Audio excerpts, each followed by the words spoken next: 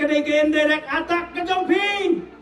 Kene indirect attack Jongpi kemarin ban penyiapkan ya ki pai ba nong suara Jongi. Nabar hangti apa MCCL kebadan Sanspa kebadan Lais Pasan Pesawakar lena bisna ke homestay mano benang yo gas lani benang yo toreso hakini ki benta ki Jongi. Na kata kadau pai ba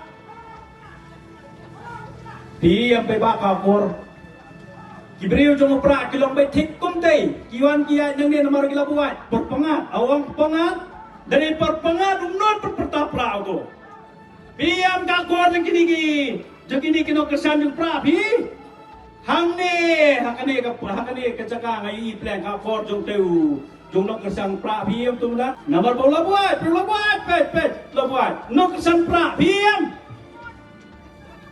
na pakadaw Gim salia pipra umpra bakna gim salia. Pikwai kun bagi himasora tingi dan bet himasora.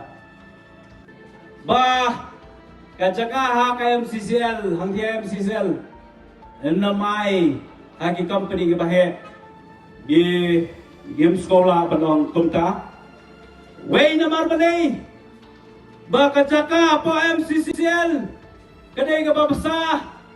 Ya ki kun ki hajar ki Jongi nado khat khandai span riu pun riu hadu ar pulai lengba jong kasimen plan kasimen factory hangke pada kini ke MCCL la kini kentet da kini ke sarkar ke pemerintah balap pensenge noyaka klaim da penya chu na kata kadau kata ke sarkar ke bakni ya ke pelianja jo ke himasara kandai kita ke sarkar ke haban rabiang daki weipat kilat kilinti kiban penempat ya ki kun ki hajar jong ke himasara na takadau apa kacaka jo ke himasara jongi ngin penting na bahkan sisial kan penimbiang yau pat kun wajar Jong kay masara ke Jongi.